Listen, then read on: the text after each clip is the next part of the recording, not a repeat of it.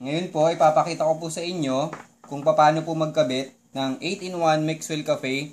Isa po siyang coffee, ordinaryong coffee po, na nakakapagpababa po ng kuryente. Wala pong ibang coffee na nakakapagpababa ng kuryente, kundi yung CF Wellness Maxwell Cafe Magnetic Energy Saver po. Hindi lang po ito sa pampababa ng kuryente, pampababa din po ito ng tubig, gasol, tsaka fuel, diesel man siya o gasolina.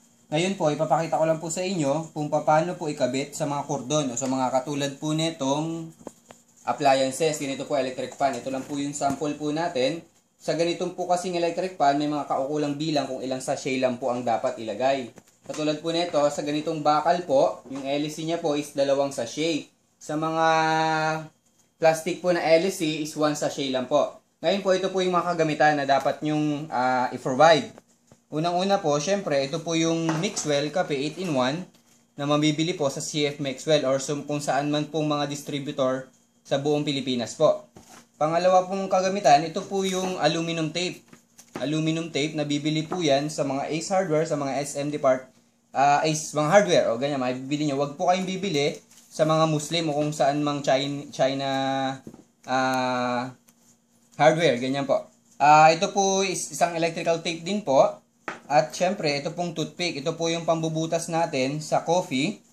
Kasi po bawal po pambutas sa coffee yung metal o karayom. Ito po yung coffee natin. Ito po yung harap.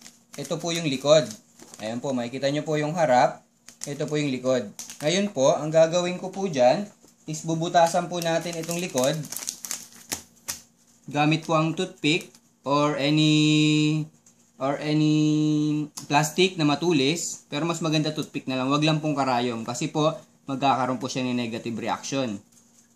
Ito po, bubutasan nyo po ito ng 3 butas. Sa gitna po siya. Sa likod lang po Isa, 2, 3. Isa, 2, 3. Yan. Bawal din pong tumago sa harap. Kailangan po sa likod lang po. Kaya dahan-dahan lang po yung pagbutas nyo. Ang purpose po nito is para pasingawin lang po natin yung hangin. Para po ma-fix po natin dito sa mga kordon ng ating appliances. Ganyan po. Para pag may hangin po kasi yan, mahirap po nating talian ng electrical tape. Kaya mas maganda po walang hangin. Kaya po papasingawin po natin maigi yung hangin sa loob ng coffee. Yan po. Sabay tatakpan po natin siya ng aluminum tape. Ito po yung aluminum tape.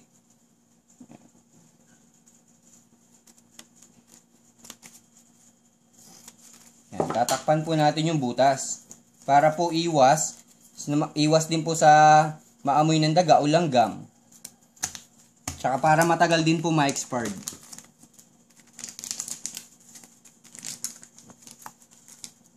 Pasingawin nyo po maigi yung hangin. Pag wala na pong hangin, saka nyo po takpan ng aluminum tape.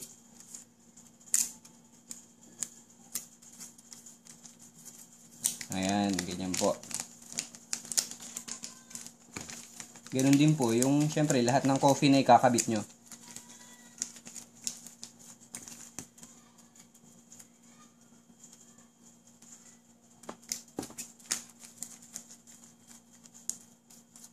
Punasan po maigi para malinis.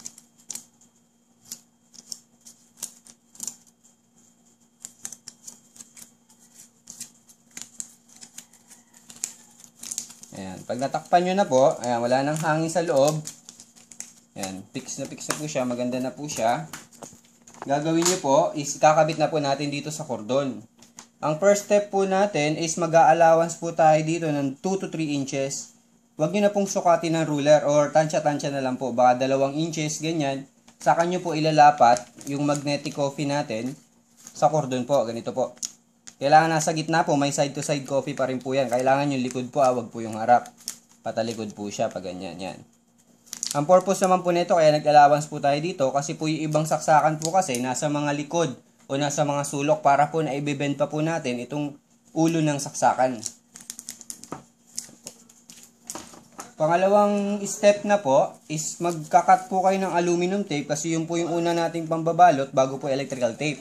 Magkakat po kayo, tansya-tansyahan na lang po kung gaano po kahaba po ito. Siguro mga 3 inches po, ganyan po.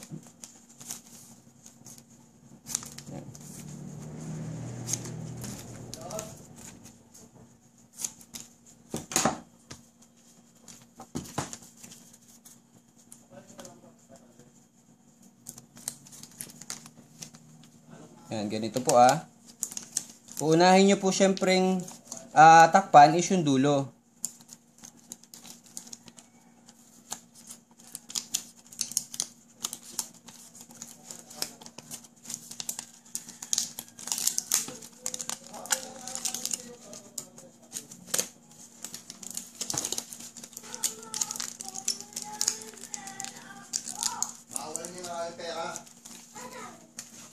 May 2-5 ka dyan?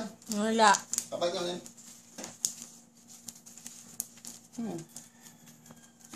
Ayan, pagkatapos po, pag pangalawang coffee na po siya, kailangan po may overlapping po siya or nakapatong po siya ng 2 inches sa bawat sa isang coffee rin po. Ayan, ganyan po.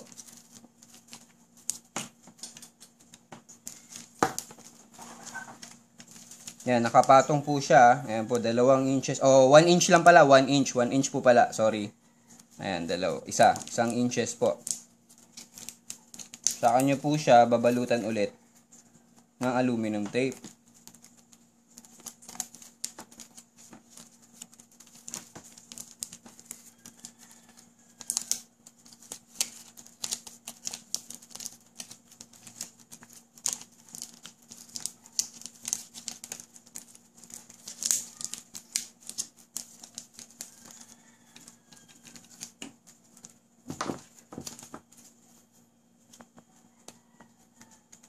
Pagpatapos na po kayo, yung kabilang dulo na. Yung dulo sa dulo na po. Ayan po.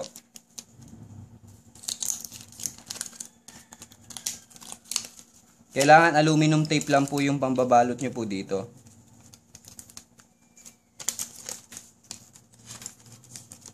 Kailangan po walang singaw po yung parehas dulo po. Ganyan po.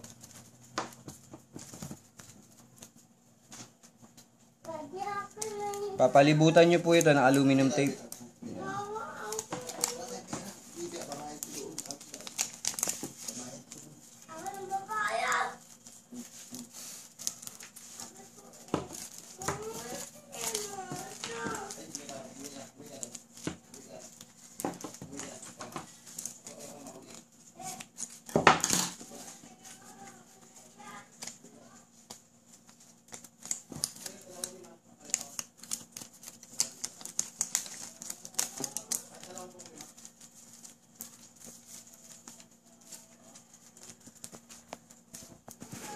Ayan, ganyan po yung magiging itsura niyan. Ito po yung pinaka third step po natin. Ito po yung pinaka last na. Babalutan po natin siya ng electrical tape para maganda naman pong tingnan. May mga electrical tape po na may kulay puti. Depende po kasi sa cordon kung gusto nyo po mag-design. May puti po kasing wire tayo. May puti rin po electrical tape kung gusto nyo pong white. White electrical tape po yung pambabalot nyo po. Tulad po nito, itim po, pero wala naman pong kinalaman po ito kung bababa sa kuryente. Para maganda lang tingnan. Huwag nyo rin po masyadong babatakin yung electrical tape kasi po yan, pag binatak nyo po yan, nawawala po yung dikit nyan. Kaya sunod nyo lang po sa ikot.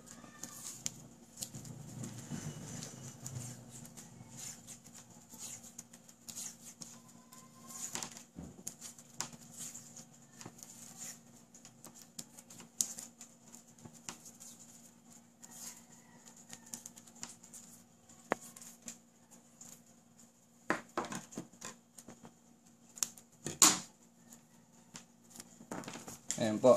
Ganyan po yung magiging itsura niyan. Yan. Ganyan po yan. Ulitin ko po ulit. Ito lang po yung coffee na nakakapagpababa ng kuryente. Wala na pong iba. Ito po yung 8-in-1 Maxwell Cafe. Yan po. Tsaka ganito po yung magiging itsura. Bawat appliances po may kaukulang bilang kung ilang sachet na sinabi ko po katulad kanina. Tulad sa aircon po, may 4 na sachet na ilalagay nyo po doon or magtanong na lang po kayo sa mag-iimbita po sa inyo or kung gusto niyo pong kontakin po, pumunta na lang po sa CF Wellness po or kung saan mang depot center ng Pilipinas po, yung may CF. Yan, ganyan po.